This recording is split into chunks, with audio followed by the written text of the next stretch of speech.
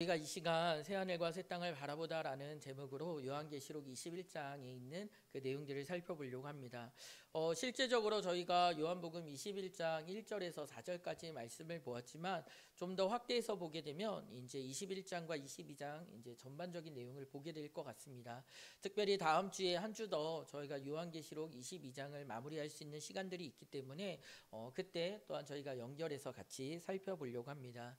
아까 제가 혼자 읽었지만 이 자리에 계신 분들과 함께 우리 표준세 번역으로 요한계시록 21장 1절에서 4절까지 말씀을 다시 한번 보면 좋겠다라는 생각입니다. 저희가 한번 함께 보고 읽도록 하겠습니다. 함께 읽도록 하겠습니다. 시작.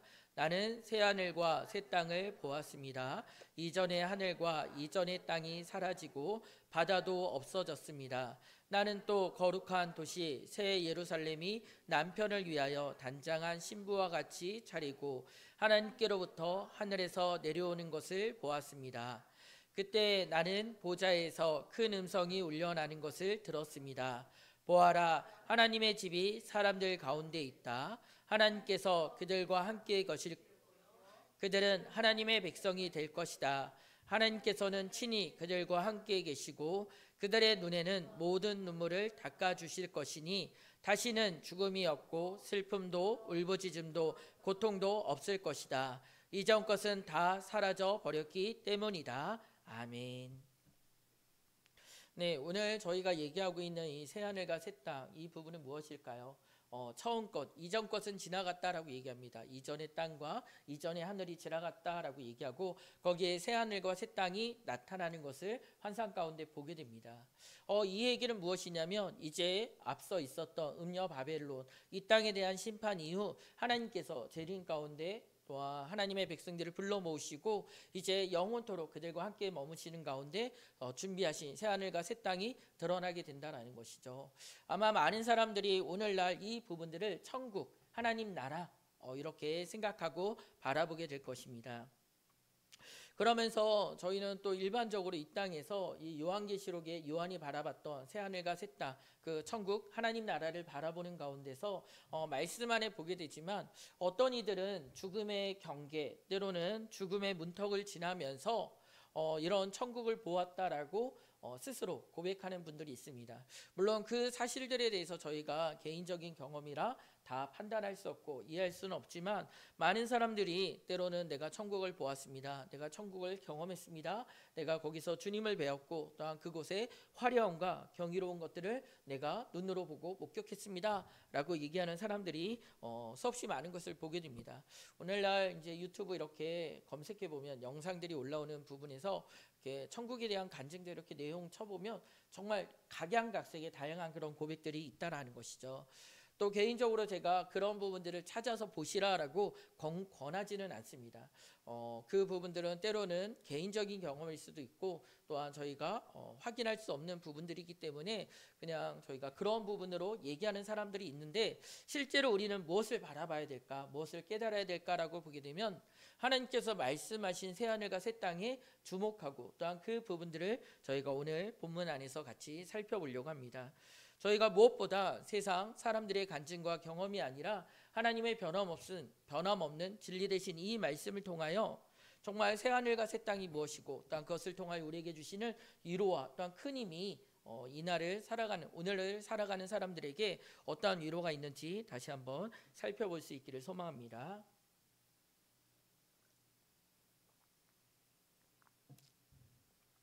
그러면서 새하늘과 새 땅이라는 표현이 이 요한계시록에만 등장했을까라고 생각하는 분들이 있습니다. 그런데 그렇지 않아요. 실제로 새하늘과 새 땅이라는 부분들은 이제 복음서에서도 등장하지만 오늘 저희가 보게 되면 이사야 65장, 66장, 베드로후서 3장에도 이 새하늘과 새 땅이 등장하게 됩니다. 구약에서 이사야를 통하여 또한 이것과 관련된 내용들, 시온, 새 예루살렘 이런 부분까지 다 포함하게 되면 구약의 많은 곳곳에서 또 하나님께서 새 하늘과 새 땅, 하나님 나라 천국에 대한 그런 부분들을 표현하고 드러내고 있다라는 것이죠. 우리 65장 17절 한번 같이 읽어볼까요? 내가 새하늘과 새 땅을 창조할 것이니. 이사야 66장 22절입니다. 내가 지을 새하늘과 새 땅이 내 앞에 늘 있듯이 베드로후서 3장 13절입니다. 그러나 우리는 그 약속을 따라 새하늘과 새 땅을 기다리고 있습니다 라고 얘기합니다. 구약과 신약의 모든 곳에서 새하늘과 새 땅이 등장하게 된다라는 것이죠. 우리는 이 부분들을 보면서 요한계시록에만 등장하는 것이 아니구나, 이미 구약에서, 또한 이미 예수님을 통해서, 또한 그뿐만 아니라 예수님 이후에 몸된 교회로서 기다리는 자들이 바로 예수님께서 다시 오실 그때 우리에게 임할 새하늘과 새 땅을 바라보고 있다라는 것이죠. 여기서 우리가 개념적으로 좀 하나 더 살피고 이해해야 될 것이 있는데요, 그것은 무엇이냐면 이 새 것이다라는 표현입니다. 이 부분을 유대인의 입장에서 이 개념을 정돈해 보면 유대인들은 두 가지로 생각했습니다. 첫 번째는 무엇이냐면 현재 세계가 완전히 파괴되고 새하늘과 새 땅이 새롭게 창조된다라는 것이죠. 이전 것은 완전히 다 허물어지고 새하늘과 새 땅이 이제 새롭게 등장한다라는 것입니다. 또 어떤 사람들은 이제 유대인들의 또 다른 개념으로는 어떻게 이것을 받아들이냐면 땅을 쇄신하여 이상적인 상태로 변화하게 된다라는 것이죠. 그러니까 이 새 것이라 새하늘과 새 땅을 저희가 이해하는 가운데 이 새 뉴, 영어로 번역하면 뉴죠. 이 부분들을 살펴보는 가운데 어떤 이들은 이전 것은 완전히 사라지고 새 것이 세워지는 그 부분이 있는가 하면 이전 것이 이상적으로 변화되어서 새롭게 되는 것을 얘기하는 사람들도 있다라는 것입니다. 오늘날 말씀 안에서 우리가 어떻게 봐야 될까라는 것을 보게 되면 이 부분에 쓰여졌던 이 용어를 같이 살펴봐야 될 것입니다. 우리가 영어로는 new라고 이렇게 표현되어 있지만 히브리 표현으로는 무엇라고 나 있냐면 카이노스라고 기록되어 있습니다. 이 카이노스라는 단어는 조금 다른 의미를 갖고 있는데요, 우리가 알고 있는 것보다 좀 다른 의미를 갖고 있는데 그것은 무엇이냐면 본질적으로 새롭다라는 것이죠.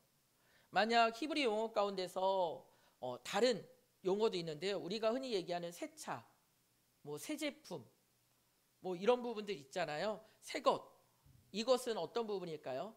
시간 안에서 이전에 있었던 것이 아니라 새롭게 생긴 것을 얘기하고 있습니다.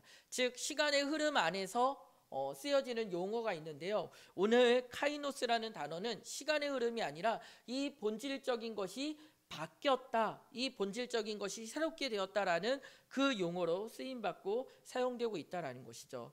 저희가 고린도후서 5장 17절의 말씀을 한번 읽어볼까요? 같이 한번 읽어보도록 하겠습니다. 함께 읽도록 하겠습니다. 시작.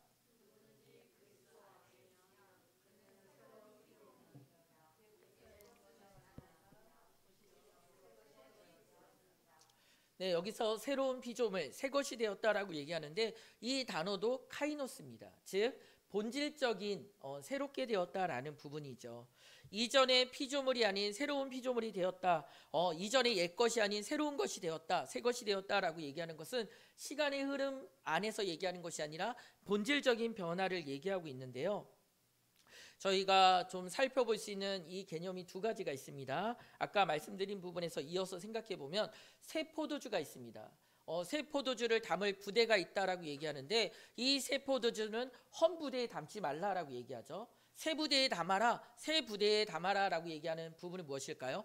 새 부대와 헌 부대가 완전히 분리되어 있죠. 또한 너희가 새 옷을 만드는 가운데 거기에 헌 옷을 덧붙여서 꿰매지 말라라고 얘기합니다. 여기서도 새 옷과 헌 옷이 완전히 구별되어 있습니다. 우리는 이러한 부분들을 보게 되면 어떤 생각을 하게 될까요? 새하늘과 새 땅은 이전 것과 완전히 분리되어서 새 것, 그러니까 처음에 말했던 개념 안에서 이전 것은 완전히 파괴되고 하나님께서 새 창조 가운데 새 것으로 만드시겠다라는 생각을 하실 수 있을 것 같습니다. 그런데 또 다른 부분에서 저희는 새 언약과 새 계명을 보게 됩니다. 새 언약은 무엇일까요?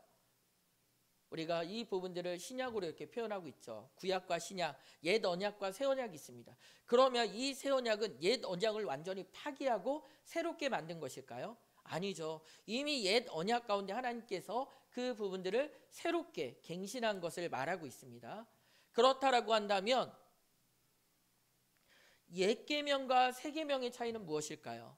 하나님께서 새롭게 그것들을 정돈해서 말씀하신 거죠. 우리에게 새 계명을 준다라고 말하고 하나님 사랑과 이웃 사랑을 얘기하고 있는데 이미 이것은 율법 안에 주어진 것이고 십계명 안에 담겨져 있는 그 내용이라는 것입니다. 즉 이전의 옛 계명과 새 계명이 완전히 분리되어 있는 것이 아니라는 것이죠. 우리는 이러한 부분들을 보면서 한 번 더 생각해 봤으면 좋겠습니다. 새 사람이 되었다라고 얘기하는 부분에서 우리가 새 사람이 된다라고 한다면 나의 모든 것은 사라지고 새롭게 되는 것일까라고 생각했을 때 예수님의 부활과 예수님께서 첫 열매로 부활하신 장면에서 주변에 있는 사람들이 예수님을 확인하고 인지할 수 있었어요. 그렇다라는 것은 그분이 새롭게 변화되셨지만 연속성을 갖고 있었다라는 것을 저희는 생각해 볼 수 있습니다. 그래서 저는 이 부분에서 두 개념을 좀 섞어서 생각해 보시면 좋을 것 같습니다. 새로운, 완전히 본질이 바뀌는 새로운 것으로 주님께서 새롭게 창조하시는 가운데 있지만 이전 것과는 연속성이 있다라는 것이죠. 이미 하나님께서는 첫째 날부터 여섯째 날까지 주님께서 이 세상에 있는 것을 창조하시고 뭐라고 말씀하셨냐면 보시기에 심히 좋았더라라고 말씀하십니다. 비록 죄가 이 땅 가운데 들어와 또 하나님께서 창조하신 이 피조 세계가 어그러지는 부분들이 있지만 그 안에서 여전히 하나님의 형상을 닮은 사람들이 하나님의 뜻과 말씀 가운데 살아가는 그 모습들을 보시고 그 안에 역사하셨기 때문에 우리는 이전 것이 완전히 파괴된다, 없어진다라는 개념보다 하나님께서 본질적으로 새롭게 하실 것이다 라는 것을 우리가 이해하고 살펴봐야 된다라는 것이죠. 우리는 이 본질적으로 새롭게 되는 새하늘과 새 땅에서 어떠한 일들이 일어나게 될까라는 부분들을 좀 살펴보기를 원합니다. 놀랍게도 오늘 저희가 먼저 보게 될 말씀은요, 앞서서 이사야 65장 17절에서 25절까지 말씀을 같이 살펴보려고 합니다. 저희가 먼저 제가 17절부터 18절까지 말씀을 한번 읽어드리도록 할게요. 내가 새하늘과 새 땅을 창조할 것이니 이전 것들은 기억되거나 마음에 떠오르거나 하지 않을 것이다. 그러니 너희는 내가 창조하는 것을 기리기리 기뻐하고 즐거워하여라. 내가 예루살렘을 기쁨이 가득 찬 도성으로 창조하고 그 주민을 행복을 누리는 백성으로 창조하겠다라고 얘기합니다. 자, 본질적으로 새롭게 되는 새하늘과 새 땅을 이미 앞서서 이사야서의 말씀을 통해서 우리에게 예언하고 드러내고 있어요. 그 가운데 시작은 무엇일까요? 하나님께서 창조하셨습니다. 그런데 그 안에서 길이 영원토록 기뻐하고 즐거워하여라라고 얘기합니다. 기쁨이 찬 도성이라고 표현하고 있고요. 행복을 누리는 백성이라고 주님께서 말씀하고 있습니다. 이 얘기는 무엇일까요? 새하늘과 새 땅에서 우리가 누리게 될 감정과 삶의 고백은 무엇일까요? 기뻐하고 즐거워하는 것입니다.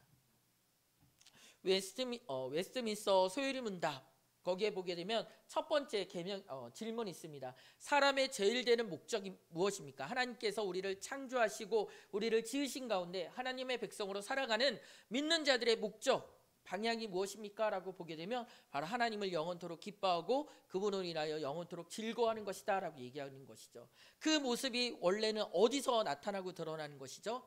하나님의 지음받은 백성이 새하늘과 새 땅에서 영원토록 누리게 될 그 모습이 기뻐하고 즐거워하고 행복하고 또한 기쁨으로 가득 찬 그 모습이 오늘 말씀 안에 나타나고 있고요. 우리에게 주어지는 하나님의 새하늘과 새 땅에서의 삶이라는 것입니다. 한마디로 기쁨이 차고 넘친다라는 것이죠. 우리가 이 예배 자리에서도 기쁨과 감사와 즐거움으로 나아갈 수 있는 근거가 무엇일까요? 새하늘과 새 땅에서 누리게 될 그 일들을 이 안에서 하나님의 임재 가운데 누리고 고백하게 된다라는 것입니다.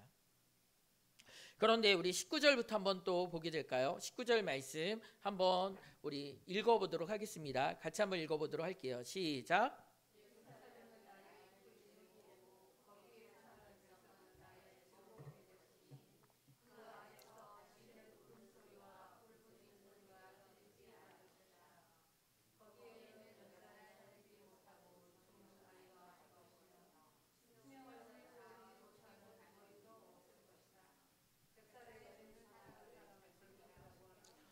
백살을 채우지 못하는 사람은 저주받는 자로 여길 것이다. 우리 뒷부분 보게 될 텐데요. 좀 중간중간 잘라서 보도록 하겠습니다. 자, 그렇게 기쁨과 즐거움이 온 도성 안에 가득한 그 날이 임할 것을 주님께서 말씀하시는데 그 가운데 없는 것이 있어요. 새하늘과 새 땅에서 있는 것은 기쁨이잖아요. 근데 그 안에 없는 것이 있는데 무엇이냐면 다시는 울음소리와 울부짖는 소리가 들리지 않을 것이다 라고 얘기합니다. 몇 날 살지 못하는 죽은 아이가 없을 것이다 라고 얘기합니다. 수명을 다 채우지 못하는 노인이 없을 것이다 라고 얘기합니다. 수많은 사람들이 던지는 그 질문이었죠. 이 아이의 죽음은 왜 그렇습니까? 우리의 인생의 노년의 이 고통은 어떤 부분이 있습니까? 라고 얘기하는데, 새하늘과 새 땅에서는 울음소리, 울부짖는 소리, 또한 영아가 죽는 그 일, 또한 수명을 다 채우지 못하는 그 일이 없을 것이다 라고 얘기합니다. 우리 21절부터는 우리 노란색 글씨만 한번 읽어보도록 할게요. 시작. 자기가 지은 집에 다른 사람이 들어가 살지 않을 것이며 자기가 심은 것을 다른 사람이 먹지 않을 것이다 라고 얘기합니다. 십계명에 보면 그 말씀 있죠. 남의 이웃의 재물을 탐하지 말라, 도둑질하지 말라 라고 나와 있는데, 놀랍게도 그 말씀처럼 그대로 일어나는 일들이 있을 것입니다. 도둑도 없고요, 다른 사람의 물건을 탐하는 사람도 없을 것이다 라고 얘기합니다. 우리 23절 같이 한번 읽어볼까요? 시작. 그들은 헛되이 수고하지 않으며 그들이 낳은 자식은 재난을 당하지 않을 것이다. 우리 밑부분 읽어보면 나의 거룩한 산에서는 서로 해치거나 상하게 하는 일이 전혀 없을 것이다 라고 얘기합니다. 우리는 이러한 부분들을 보면서 무엇을 떠올리게 되나요? 이 땅 가운데 고통 겪고 어려워하는 모든 부분들이 그 새하늘과 새 땅에서는 없을 것이다 라고 얘기합니다. 우리는 새하늘과 새 땅에서 있는 것과 없는 것을 이사야 65장의 말씀을 통하여 떠올리고 또한 생각해 볼 수 있습니다. 우리는 이 땅 가운데서 살아가는 인류 역사를 정말 비약적인 발전을 보게 됩니다. 이전에 석기시대 그저 돌멩이 하나 갖고 이렇게 수렵 생활하고 있던 그 사람들이 이제는 우리가 상상할 수 없는 곳으로 인류를 보내고자 애쓰고, 또한 우리는 전 세계가 한 지구촌이라고 얘기할 만큼 빠르게 또한 연결되고 진행되고 있습니다. 수많은 질병과 어려움들이 우리를 쓰러뜨리는 일들이 있었지만, 때로는 그러한 부분에서 백신이 발견되고 또한 일어나는 그런 경우들도 저희는 보게 됩니다. 그러나 그 비약적인 발전 가운데서 우리는 해결하지 못하는 부분들이 있죠. 그것은 무엇이냐면 경쟁 사유로 인하여 수많은 사람들이 부딪히고 또한 다투고, 또한 빈부격차로 인하여 가난한 자들과 또한 부한 자들의 그 차이와 어려움들을 보게 됩니다. 또한 그뿐만 아닙니다. 또한 재난과 우리는 이 땅 가운데서 여전히 수없이 강력한 과학과 또한 지식과 또한 무기를 삼고 있지만, 때로는 한 사람의 돌발적인 그 변수로 인해서 일어나는 그 재난과 어려움들을 막지 못한 채 그 슬픔과 또한 그 두려움에 빠지는 그러한 일들도 보게 됩니다. 결국 이 땅에서 지난 수천 년, 수세기가 지나는 가운데서 사람들은 인류학적으로 또한 인문학적으로 수많은 부분들이 발전되고, 또한 정치학적으로도 그들이 토론과 소통을 통하여 나아지는 것 같지만, 오늘 말씀 가운데 보았던 것 그 하나도 없앨 수 없다라는 것이죠. 우리는 이 땅에서 세상 사람들이 바라는 유토피아를 소망하고 바라는 이들도 있지만, 그 모든 것들은 아무리 인류가 더욱더 많은 시간을 준다라고 하더라도, 인류 안에 더 많은 기술과 또한 지식들이 쌓인다라고 하더라도, 수많은 사람들이 모여서 토론과 또한 논쟁을 벌인다라고 하더라도, 오늘 이사야 65장에 있었던 그 수많은 일들을 또한 없애거나 또한 그것을 이룰 수 있는 사람들이 없다라는 것을 우리는 깨달아야 됩니다. 그러면서 오늘 우리는 요한계시록 21장 1절부터 4절까지의 말씀을 한 번 더 보려고 합니다. 우리 볼 수 있다면 우리 요한계시록 21장 3절부터 4절까지의 말씀인데요, 한번 같이 보도록 하겠습니다. 다시 한번 보도록 하겠습니다. 시작.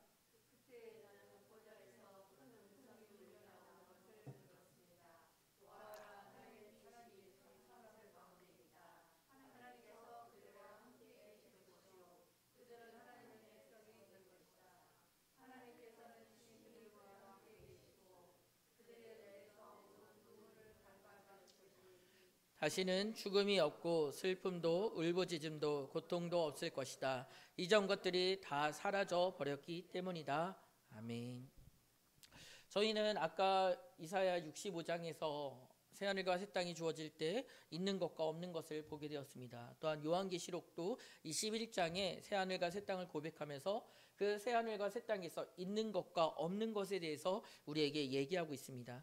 먼저 살펴보게 되면 없는 것이 있죠. 이전 하늘, 이전의 땅도 사라지고 바다도 사라진다라고 얘기합니다. 새하늘과 새 땅은 얘기하는데 왜 바다는 사라진다라고 얘기할까요? 이 부분은 요한계시록에 자주 등장하는 부분인데요. 바다는 짐승들을 내보낼 뿐만 아니라 혼돈이라고 이렇게 보여지는 부분들이죠. 그것은 바로 사탄의 근원 또 악함 이 부분으로 표현되어 있습니다. 즉 그러한 부분들이 사라진다라는 것입니다. 왜 그러냐면 다시는 죽음이 없다라고 얘기하는 부분이죠. 죽음은 무엇 때문에 등장하는 것이죠? 죄의 삭시입니다. 그런데 죽음이 없다라는 것은 죄가 없다라는 것이죠. 그 안에서 슬픔과 울부짖음과 고통도 없다라고 얘기하는 것입니다. 새하늘과 새 땅에서 무엇이 없을까라고 생각해 보면 그곳에는 죄가 없습니다. 하나님의 거룩함 가운데 거룩한 백성들이 하나님의 거룩함을 힘입어 기쁨과 감사와 영광 가운데 살아가게 된다라는 것이죠. 이 말씀을 받는 당시 요한계시록을 받는 당시의 교회의 마음은 어땠을까라는 생각을 하게 됩니다. 요한은 이 부분들을 기록하여 주의 말씀이라고 선포하며 22장에 이것을 기록하는 가운데 있는 그대로 전한다라고 얘기합니다. 그리고 이 부분이 소아시아 7교회뿐만 아니라 핍박과 박해의 긴 시간을 보내고 있는 수많은 교회들에게 전달되고 또한 그들이 요한계시록의 말씀을 보면서 새하늘과 새 땅을 소망하면서 그곳에 없는 것과 있는 것을 깨달아 살피며 나아가게 된다라는 것이죠. 그들에게 죽음과 슬픔과 울부짖음이 없다라는 것은 어떠한 위로로 다가왔을까요? 그들이 흘리는 눈물을 닦아주신다라는 것은 어떠한 부분일까요? 우리는 이 부분을 생각하면서 너무나도 우리 중심적으로 생각해서는 안 될 것입니다. 당시 시대와 또한 상황을 비춰보면서 생각해 봐야 된다는 것이죠. 그들의 죽음을 맞이하는 이유가 무엇일까요? 그들이 왜 죽음을 맞이하게 될까요? 그들이 믿음 안에서 가이사 로마의 황제를 주라고 고백하고 있지 않기 때문입니다. 우상 앞에 절하지 않았기 때문에 그들 앞에 죽음이 다가와 그들이 죽음을 맞이하게 된다라는 것이죠. 그들이 이별의 슬픔과 고통을 겪는 이유는 무엇일까요? 그 당시 먹을 것이 없어서 인생이 살기 힘들어서 그럴 수도 있죠. 그러나 지금 이 편지가 전해지고 있는 그 교회 상황은 무엇이냐면 로마 황제로 인한 그 극심한 박해와 또한 유대교 안에서의 어려움과 또한 그뿐만 아니라 그들이 인생을 살아가는 가운데 믿음으로 인하여 수많은 것을 놓고 잃어버리고 있기 때문에 그들은 죽음과 슬픔, 울부짖음 가운데 있었다라는 것이죠. 한마디로 정돈해서 얘기해 보면 그들이 믿음 때문에 예수 그리스도를 믿고 그 믿음을 붙들고 살아가기에 애쓰기 때문에 그들은 죽음, 슬픔, 울부짖음의 그런 어려움을 겪고 있다라는 것이죠. 그렇기 때문에 그들은 이 말씀을 보면서 새하늘과 새 땅, 주님께서 다시 오실 그때를 날마다 소망했습니다. 왜 그럴까요? 마음껏 주님을 찬양할 수 있기 때문에, 마음껏 주를 고백할 수 있기 때문에, 마음껏 주님을 믿고 나아가는데 그것으로 인하여 누가 제재하거나 누가 그것으로 인하여 나를 핍박할 일이 없기 때문에 그 고통과 그 어려움이 아니라 마음껏 있는 그대로 힘을 다하여 주님을 고백하고 찬양할 수 있기 때문에 성도들은 그 새하늘과 새 땅을 소망하며 나아갔을 것입니다. 그럼 오늘날 우리가 천국을 소망하는 이유는 무엇일까요? 왜 천국을 소망하며 바라보시나요? 왜 새하늘과 새 땅을 소망하며 바라보시나요? 스스로 이제 생각해 볼 때 내가 왜 천국을 소망하고 있지? 내가 왜 새하늘과 새 땅을 소망하고 있을까라고 생각을 해볼 때 이것을 역으로 반대로 생각해 봐도 좋을 것 같다라는 생각을 하게 됩니다. 만약 내가 충분히 강건하다라고 한다면 또 그 강건함 뿐만 아니라 내가 이 땅에서 누구 부럽지 않게 부유함을 소유하고 있다라고 한다면 또한 안정과 사랑을 주는 그 관계 안에 또한 사랑하는 이들과 그 관계 속에서 내가 살아가고 있다라고 한다면 나는 정말 천국을 속히 오시기를 주님께서 속히 오시기를 소망하고 있을까? 반대로 생각해 볼 수도 있을 것입니다.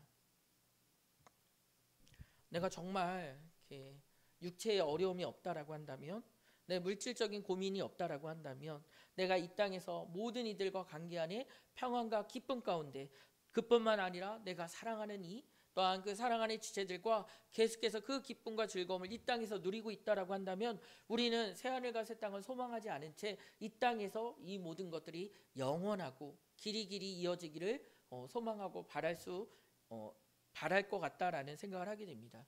왜 그러냐면 우리는 인류 역사 안에서 수많은 사람들이 자신의 부유함을 연장하기 위해서, 자신의 강건함을 계속해서 이어가기 위해서, 또한 자신의 그 소유와 또 안전을 지키기 위해서 행했던 수많은 일들을 저희가 보며 인간의 욕망과 갈망 가운데 그것을 얼마나 바라고 소망하고 있는지 우리는 깨닫고 알고 있다라는 것이죠.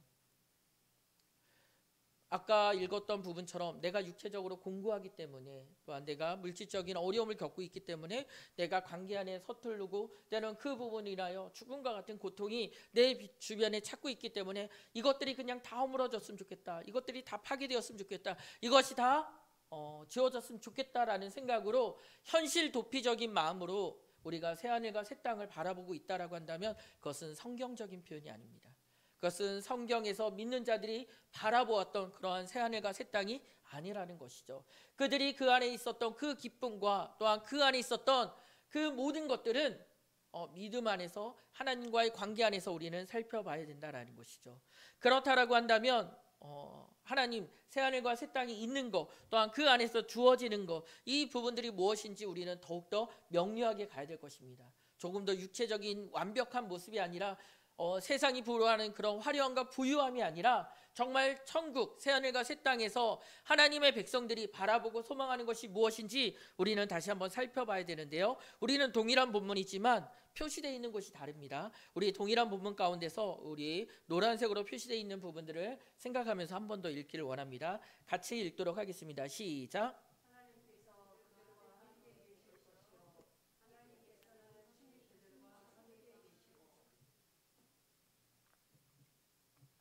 지금 동일하게 3절과 4절을 읽었는데요. 그 안에서 없는 것이 있다라고 한다면 또한 있는 것이 있습니다. 그것은 무엇일까요? 하나님께서 그들과 함께 계실 것이다 라고 얘기합니다. 하나님께서 친히 그들과 함께 계시고 라고 또한 말씀하고 있습니다. 이 얘기는 무엇일까요? 새하늘과 새 땅의 본질은 무엇이냐면 하나님과의 관계성입니다. 하나님께서 영원토록 우리와 함께 하신다라는 것이죠. 예수님이 이 땅 가운데 오신 이유와 목적이 무엇입니까? 우리를 구원하여 이 땅에 그대로 두신 것이 아니라 믿는 자들을 다 찾는 가운데 놀랍게도 그들과 영원토록 함께 하실 것이 하나님의 목적과 하나님의 뜻하심이었습니다. 그리하여 임마누엘, 내가 너와 영원토록 함께하리라 라고 주님께서 말씀하셨다라는 것이죠. 새하늘과 새 땅의 본질은 다른 것이 아닙니다. 하나님과 영원토록 함께한다라는 것이죠. 그렇다라고 한다면 우리는 이 땅 가운데서 아직 하나님 나라가 임하지 않았지만, 새하늘과 새 땅이 임하진 않았지만 이미 하나님 나라가 임한 가운데 살아가고 있다는 사실을 기억해야 됩니다. 그것은 무엇일까요?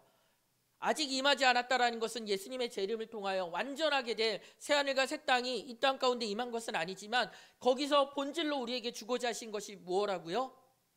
하나님께서 영원토록 하나님의 백성과 함께하는 것입니다. 그런데 우리는 이미 하나님 나라에 임하신 가운데, 성령님의 역사하신 가운데, 주님께서 우리와 함께 하시는 그 임재 가운데 우리는 하나님 나라를 누리고 소망하고 있다라는 것이죠. 우리는 이 시간도 이 자리 안에서 하나님 나라, 새하늘과 새 땅의 그 본질을 깨달으면서 나아가야 됩니다. 우리가 이 예배 자리에서 일주일 만에 새롭게 또 만나고 인사할 성도님들과의 교제도 기쁘고 즐겁지만 이 자리의 본질은 무엇일까요? 주님 앞에 나아간다라는 것이죠. 세상 가운데 구별되어 정해진 시간, 정해진 자리에서 하나님을 찬양하고 주님께 영광 돌릴 수 있는 이 예배 자리에 나를 부르시고 하나님께서 나를 보내셨다라는 그 은혜가 우리가 새하늘과 새 땅에서 누리게 될 하나님의 함께 하시는 그 본질을 누리게 된다라는 것입니다. 그뿐만 아니라 우리가 이 예배 자리를 떠나 세상 가운데 나아가지만 성령께서 내 안에 역사하시는 가운데서 하나님께서 나와 함께 하시는 일들을 말씀과 기도와 하나님의 역사하신 가운데 우리가 누리고 깨닫는다라고 한다면 우리는 여전히 하나님께서 함께 하시는 그 은혜를 누리며 살아가고 있다라는 것이죠. 그럼 새하늘과 새 땅에서 하나님과 함께 하시는 가운데 우리에게 주시는 것은 무엇일까요? 기뻐하고 즐거워하는 것입니다. 혹시 우리의 인생이 어렵고 힘들고 세상 가운데 두려운 문제가 있다라고 한다면 우리는 새하늘과 새 땅에서 우리에게 허락하실 그 일들이 하나님께서 함께 하시는 가운데 우리에게도 여전히 주어지고 누릴 수 있다는 사실을 기억해야 됩니다. 이 말씀을 받는, 요한계시록의 말씀을 받는 이들은 여전히 박해와 어려움 가운데 있었습니다. 그런데 새하늘과 새 땅을 바라보는 가운데 하나님께서 성령님의 역사신 가운데 그들과 함께 하시고 임재하시는 가운데 그들이 누렸던 것은 무엇일까요? 죽음과 사망의 권세를 밀어버리고 그 안에 하나님께서 허락하시는 기쁨과 위로하심과 은혜들을 그 안에 채워갔다라는 것입니다. 어떻게 그렇게 고난과 어려움 속에서 믿음 안에 그들이 담대하게 살아갈 수 있을까? 어떻게 세상 가운데서 하나님 한 분만으로 기뻐하며 즐거워한다라고 만족하며 나아가는 이들이 있을까라고 한다면 그들은 이 땅의 것을 바라보는 것이 아니라 이 땅에 허물어지고 지어지고 우리에게 영원한 안식을 줄 수 있는 것을 안식을 주지 못하는 것을 바라본 것이 아니라 하늘의 새하늘과 새 땅을 바라보고 살았다라는 것이죠. 하나님과 함께 하신 가운데 그분께서 허락하실 그 기쁨과 은혜를 성령 안에서 오늘도 누리며 살아가고 있었다라는 것입니다. 저는 사랑하는 성도님들과 이 마음, 이 본질을 깨달으며 하나님 앞에 설 수 있기를 소망합니다. 오늘날도 다양한 어려움이 있습니다. 이제는 믿음 때문에 너 죽을래 살래 그 일이 한국 땅에서 일어나는 일들은 많지 않습니다. 그런데 마음 안에는 이 믿음 때문에 겪는 수많은 혼란과 어려움들이 있다라는 것이죠. 남이 알지 못하는 그 아픔과 슬픔도 존재할 것입니다. 그러나 우리는 기억해야 될 것입니다. 요한계시록 21장의 말씀을 통해서 새하늘과 새 땅을 바라보았다라고 한다면 거기서 주님께서 우리에게 주실 그 기쁨과 함께 하시는 은혜들을 우리가 소망하고 있다라고 한다면 지금 이 순간도 우리가 그것을 누릴 수 있습니다. 성령님의 역사하신 가운데 주님의 은혜 가운데 아버지와 함께하는 그 은혜와 위로를 우리는 누리게 될 것입니다. 이 시간 아버지라 하나님을 우리가 고백하며 나아갑니다. 우리가 성령의 역사하시는 성전이 되어서 이 땅에 세워졌습니다. 또한 믿는 자들이 함께 모여 하나님 앞에 나아간다라는 사실이죠. 우리에게는 주님께서 허락하시는 그 기쁨과 즐거움을 이미 우리가 누릴 수 있도록 허락하시고 주장하셨습니다. 우리는 그 사실을 안다라고 한다면 우리는 새하늘과 새 땅을 바라보는 가운데 주님과 함께하기 위하여 애쓰며 나아가야 될 것입니다. 먼 미래에 내가 고통을 잘 견디다가 먼 미래에 그렇게 기쁨으로 즐거움으로 주님과 함께할 거야 라고 소망으로만 끝내지 마시고 말씀 안에 주신 그대로 지금 이 순간 어떠한 어려움이 오더라도 사단이 우리를 어떻게 흔들지라도 우리는 그 새하늘과 새 땅을 바라보는 가운데 지금 이 순간 내가 주님과 함께 할 수 있어. 지금 이 순간 주님께서 허락하시는 그 기쁨과 즐거움으로 하나님께 영광 돌릴 수 있어. 이 모든 것들은 그 누구도 빼앗을 수 없어 라는 담대함으로 주님 앞에 나아가고 고백할 수 있기를 소망합니다. 오늘도 그 마음을 품는다라고 한다면 세상에 있는 많은 사람들이 내가 천국을 이렇게 보았습니다. 그 화려함은 이렇습니다. 그 경이로움은 이렇습니다. 라는 것에 우리의 귀와 우리의 시선이 빼앗기지 않을 것입니다. 말씀 안에 준 대로 그래 새하늘과 새 땅은 분명히 우리에게 주어질 거야.